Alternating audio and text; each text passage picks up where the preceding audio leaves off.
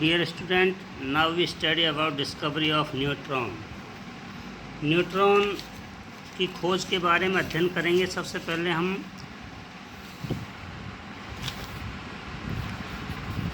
Rutherford model was unable to explain the relationship between the atomic mass and the atomic number. Rutherford का model परमाणु द्रव्यमान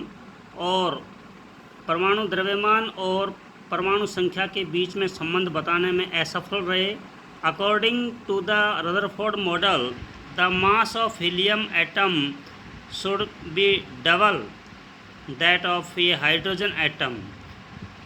जो helium है उसका परमाणु क्रमांक है हाइड्रोजन से दुगना होता है और द्रव्यमान भी उसका दुगना होता है विद ओनली वन प्रोटॉन, जबकि दोनों के अंदर प्रोटॉन की संख्या एक ही पाई जाती है। Here the mass of electron has been neglected in as it is very light, जबकि दोनों में इलेक्ट्रॉन हैज़ बीन नेगलेक्टेड, जबकि इलेक्ट्रॉन जो है उसको इनकी नेगलेक्टेड के इनकी बराबर माना गया है। However, the actual ratio of the masses of helium atom to hydrogen atom, उनके मास का जो है द्रव्यमान का अनुपात 4:1 है। It was suggested that there must be one more type of subatomic particles present in the nucleus with में the natural but have mass. अब उसके बाद में इनकी ये बताया गया कि न्यूट्रॉन की जो खोज है जेम्स चैडविक ने की थी, और न्यूट्रॉन जो है ये न्यूट्रल है, इसके ऊपर किसी प्रकार का आवेश नहीं पाया जाता और इसलिए इसका नाम न्यूट्रॉन पड़ा। इसके अंदर हाइड्रोजन को छोड़ करके ना जितने भी इनकी परमाणु हैं सब के अंदर न्यूट्रॉन पाया जाता है। न्यूट्रॉन को जो है हम न्यूक्लियस के अंदर इनकी दर्शाते हैं, जिसका प्रोटॉन और जिसका द्रव्यमान जो है मास जो है इज इक्वल टू प्रोटॉन के बराबर पाया जाता है। अब उसके बाद में अध्ययन करते हैं arrangement of electron in atom Bohr Bury scheme. How are electrons distributed in the different orbitals या और सेल्स। विभिन्न इनकी कक्षों के अंदर इलेक्ट्रॉन किस प्रकार से भरे जाते हैं।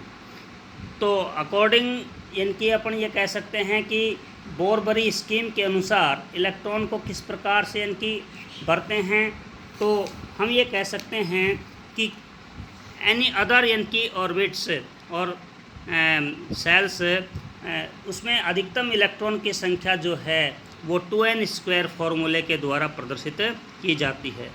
2n² फॉर्मूले के अनुसार जितने भी इनकी इलेक्ट्रॉन जो आते हैं वो हम इनकी कक्षों के अंदर भरते जाते हैं।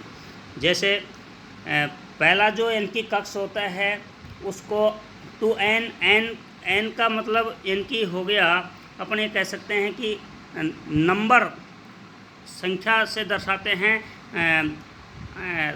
n is quantum number of the orbits, quantum number जो है उसके द्वारा दर्शाया जाता है।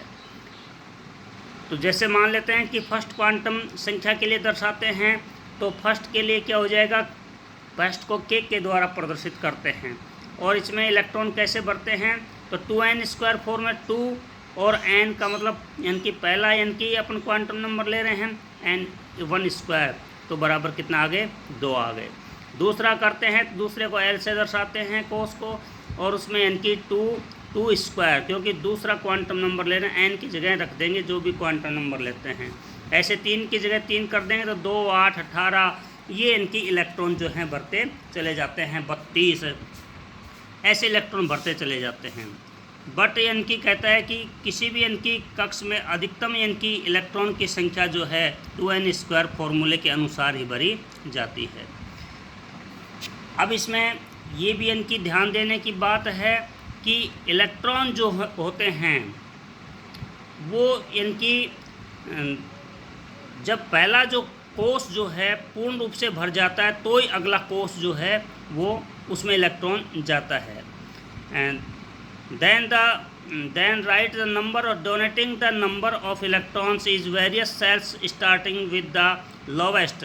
निचली कक्षा से, प्रथम कक्षा से शुरू होता है, अपर कक्षा में जाता है.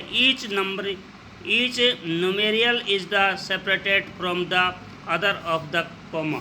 और प्रत्येक n की कक्ष दूसरे कक्ष से अलग पाया जाता है. फॉर एग्जाम्पल के तौर पर देखते हैं तो जैसे मान लेते हैं कि हाइड्रोजन लेते हैं.